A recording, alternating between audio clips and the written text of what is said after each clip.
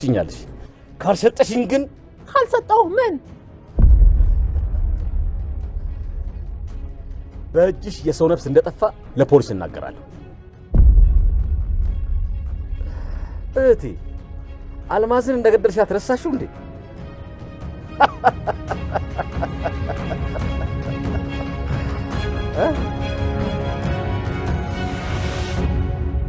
አንቺ ልጄን ትመቻታለሽ? ማን አባሽ ስለሆንሽ ነው ልጄን የምትመቻት? ማነሽ አንቺ? ምንድን ነሽ? ልቀቂኝ ታኪሽ ነው ልዛ ልቀቂኝ ልቀቂኝ ልዛ አባሽ ስለሆንሽ ነው የኔ ልጅ የምትመቻት? ማን አባሽ ስለሆንሽ ነው?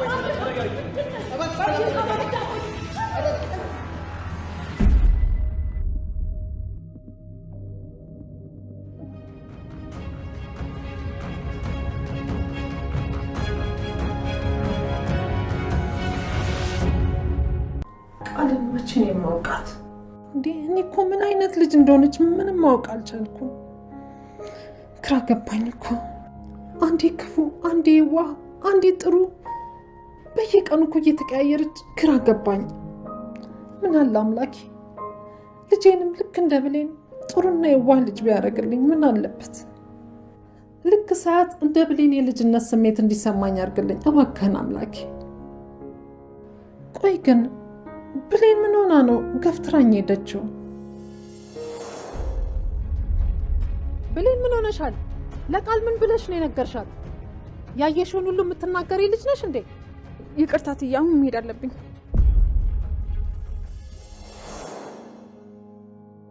በሰላም ባይሆንስ ግን? በጣም እኮ ደንግጣ ነበረ። ለቃል ስለ ዶክተሩ ስለነገረችው አላስተዋልኳትም ነበር። ቆይ የሆነ መጥፎ ነገርማ ሰምታ መሆን አለበት። እስኪ ቆይ ልደውልላት።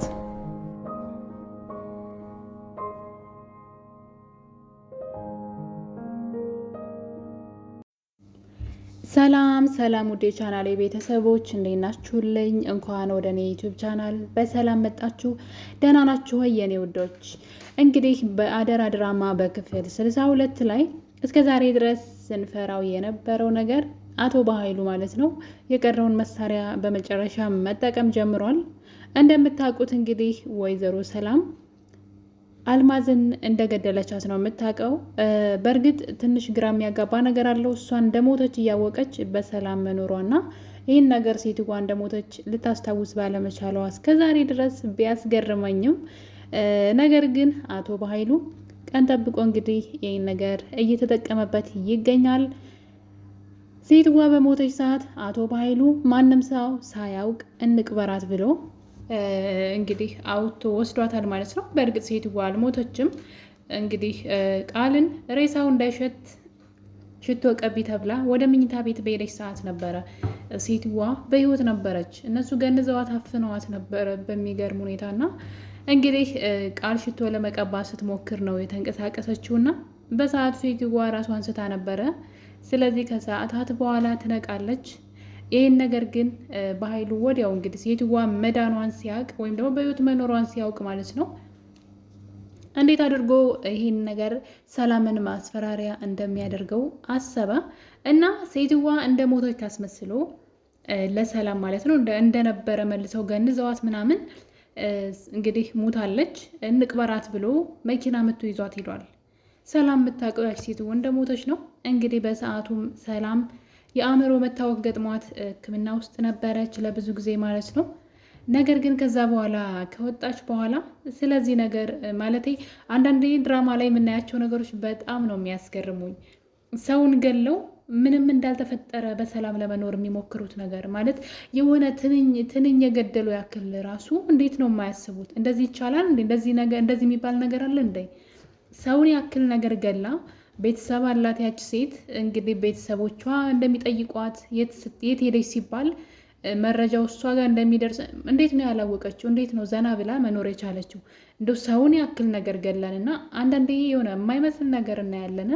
ሰላም እንግዲህ ሴትዋ እንደሞተች ሁሉ ረስተዋለች በመጨረሻ ሰዓት። ማለት ለመኖር በጣም በቃ ብዙ እቅድ አላት። ሰውን ያክል ነገር ገላ ማለት ነው እና ሆን ብላ አይደለም በእርግጥ የገደለቻት። ሴትዋ እንግዲህ ገፍትራት ነው ልጄን ለምን ተናገርሽብኝ በሚል ማለት ነው። ያኔ ወይዘሮ አልማዝ የቃልን ሚስጥር ልታወጣ ነበረ። አንቺ አጠገብሽ ያለን ነገር ማየት ሳትችይ እኔ መናገር መብት የለሽም ብላት ነበር እና ያ ማለት እኔ ብሌን እናት እንደሆነ ያመጣኝ በኃይሉ ነው። ነገር ግን ልጅ ነኝ ብላ አጠገብሽ ያለችው ቃል ልጅሽ አይደለችም፣ መጀመሪያ የራስሽን ጉድፍ አጥሪ አይነት ነገር ነው ልትናገር የነበረው።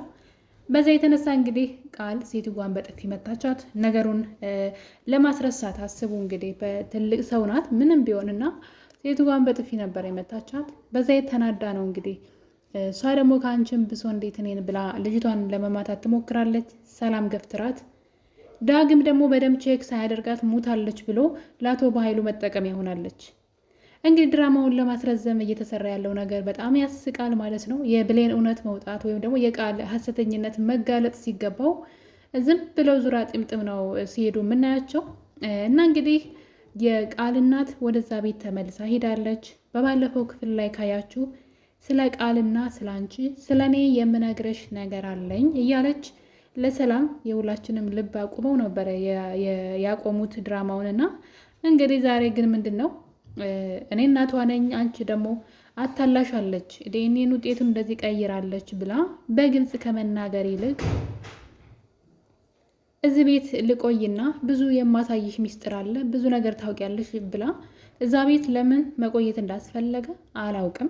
እንግዲህ ልጄ ናት ዋሽታሻለች ታሪኩ ይሄ ነው ብላ ከመናገር ይልቅ ሌላ ዙሪያ ጥምጥም ነው ሄደችውና እንግዲህ እዛ ቤት እንድትቆይና ብዙ ነገር እንደምትነግራት ወይም ደግሞ ለሰላም ለህፃን ልጅ ቁም ነገር ይነገራል ወይ? ስለዚህ አንቺ ለቃል ህፃን ነሽ ማለት ቃል ምንድነው ሰላም ላይ የሞላችባት ነገር አለ አእምሮዋ ላይ። ማንም ሰው መጥቶ ልጅሽ አይደለችም ቢሎሽ እንዳሰሚ በእኔና በአንቺ መካከል ጥላቻን የሚዘሩ ሰዎች አሉ በማለት ብዙ ጊዜ ነግራታለች ለሰላም።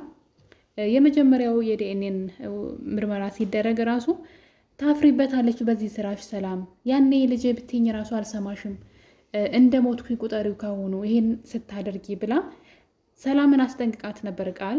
ስለዚህ ቃል ደግሞ እንደምንም ብላ ያንን ውጤት ቀይራ ሰላምን እውነትም ያለችውን ነገር እንግዲህ ሰላም አንገቷን ደፍታለች ማለት ነው። ከዛ በኋላ ነው ሰላም እንግዲህ የቃል መጫወቻ የሆነችው።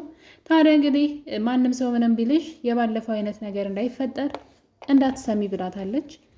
ለዛ ነው የቃል እናት አሁን ላይ ቃል ልጅሽ አይደለችም ብዬ ብነግርሽ አንቺ ለእሷ እንደ ህፃን ነሽ ማለት በእሷ ቁጥጥር ውስጥ ነው ያለው አእምሮሽ እና እኔን አትረጅኝም አይነት ነገር ነው። ለህፃን ልጅ ቁም ነገር አይነገርም።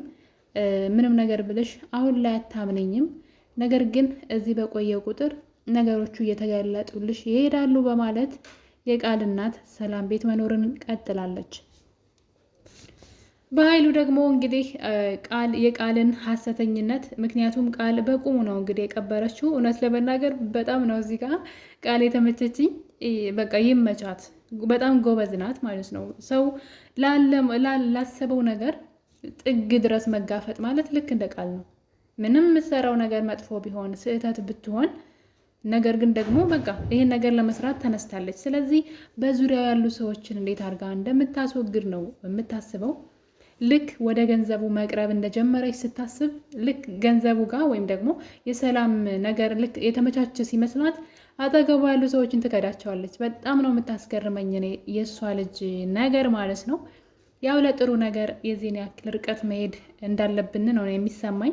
እሷ እንግዲህ ልክ ነኝ ላለችው ነገር ለመጥፎ ነገርም ቢሆን ትክክል ነኝ ብላ ላሰበችው ነገር እንደዚህ ትታገላለች አይደለም። ስለዚህ ሁላችንም ለጥሩ ነገር እንደዚህ መታገል እንዳለብን እስከ መጨረሻው እንጥፍጣፊ ጉልበት እስኪቀረን ድረስ መታገል አለብን ማለት ነው፣ ደግሞ መታገስ አለብን እና እንግዲህ የቃልና የበኃይሉ ነገር አሁን ላይ ይህን ስራ ለመስራት ሲያስቡ ብዙ ነበሩ። ካያችሁ ሳሚ አለ፣ ቃል አለች፣ አቶ በኃይሉ አለ። ታዲያ እንግዲህ ከዛ በኋላም አልማዝ መታለች በህይወታቸው ውስጥ ይህን ነገር ለማሳካት የሰላምን የሆነ ነገር ሁሉ ለመውሰድ ዙሪያዋን ከበዋት ነበረ።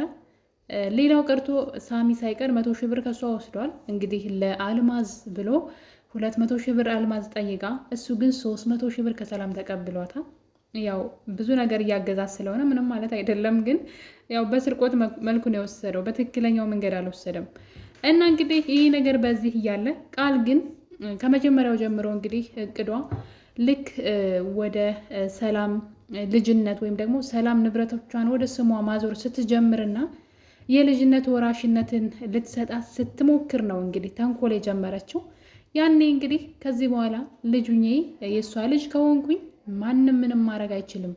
ስለዚህ በኃይሉንም ሳሚንም አስወግጄ እሷንም ገድያት ሁሉ ነገር የኔ የሆነ እኔ ነኝ ወራሽ ብላ ራሷ ላይ ኳልኩሌት ስለሰራች ነውና በቀላሉ እንግዲህ በኃይሉን የያዘችውን ፋይል ተጠቅማ እስር ቤት ነው ያስገባችው።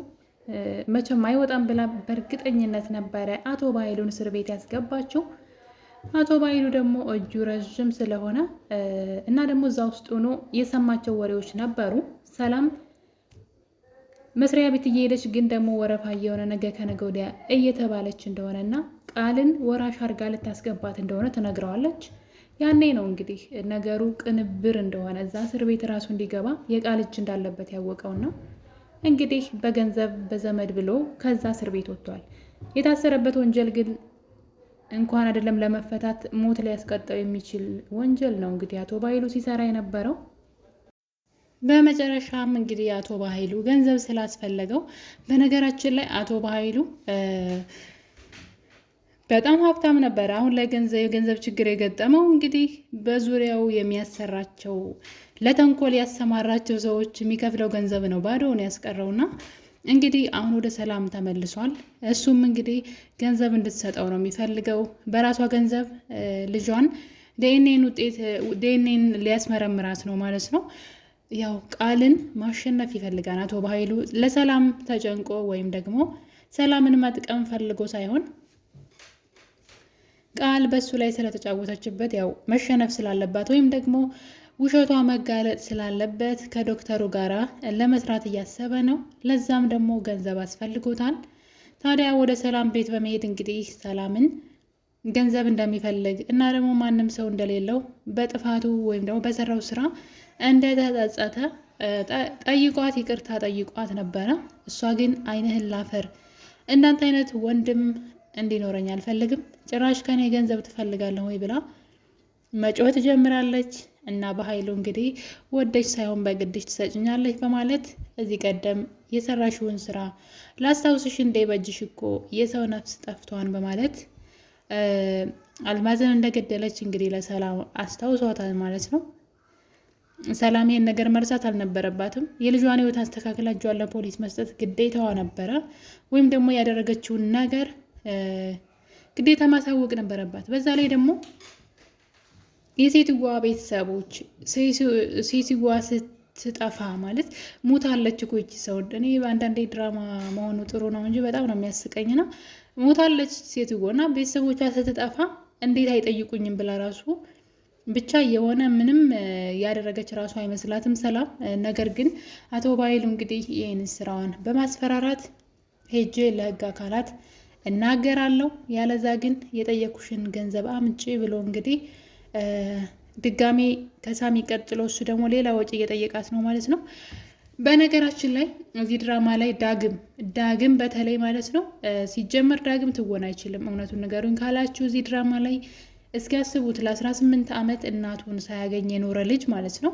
እናቱን ሲያገኛት እናት ናት እንግዲህ ስለ እናት ነው እያወራን ያለ ነው። እና የሆነች የሚወዳ ሴት አለች ብሌን ናት።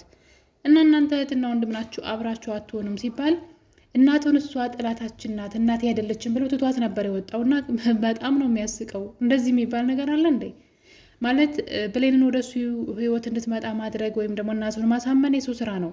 ግን እናቱን ግን ለአንዲት ሴት ብሎ ገና ለገና ሊሆንም ላይሆንም ለሚችል ነገር እናቱን ከማሳመን ይልቅ እናቱ ጥላታችን ናት ምናምን ብሎ ለብሌን ብሎ እናቱን ትቷት ነው የወጣውና እና ዳግም ለምንድን ነው ወይዘሮ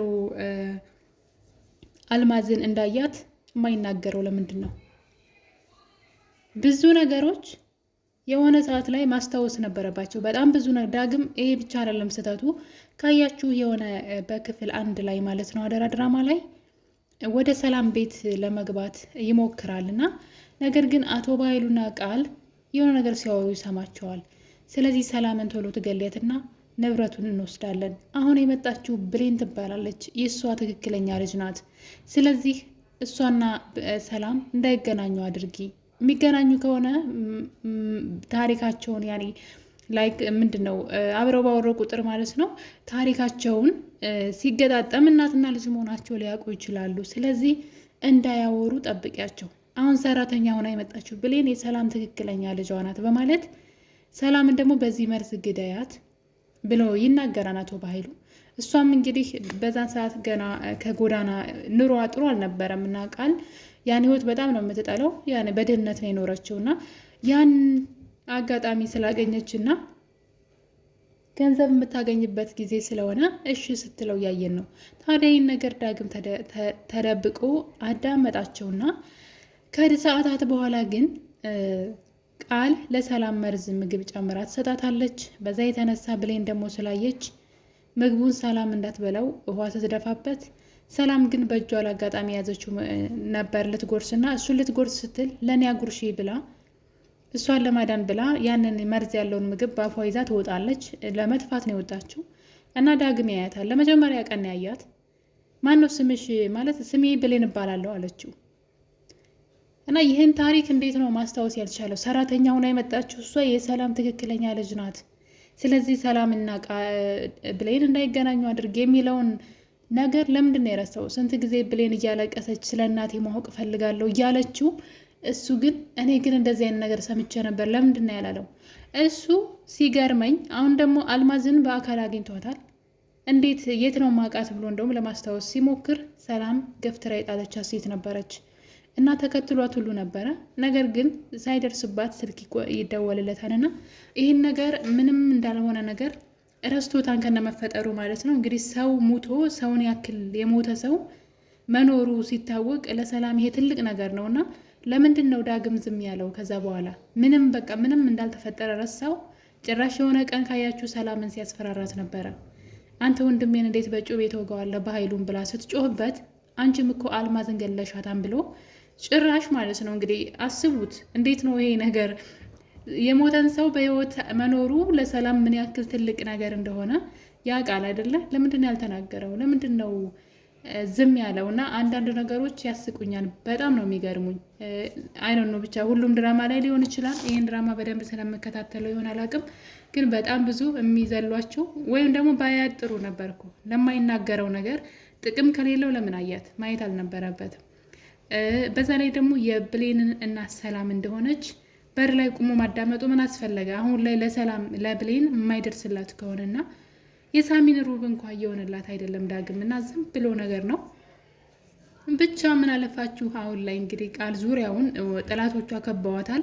እነሱን አስወግጄ ብቻዬን እቆጣጠረዋለሁ ያለችውን የሰላምን ንብረት ዙሪያውን ጠላቱ ነው ተነስተውባታል። በኃይሉ ከዶክተሩ ጋር እየሰራ ነው።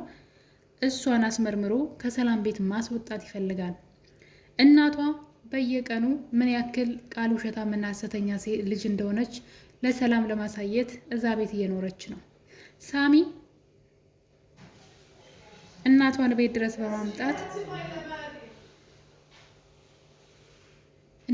ድረስ በማምጣት እንግዲህ እውነቱ እንዲጋለጥ እያደረገ ነው።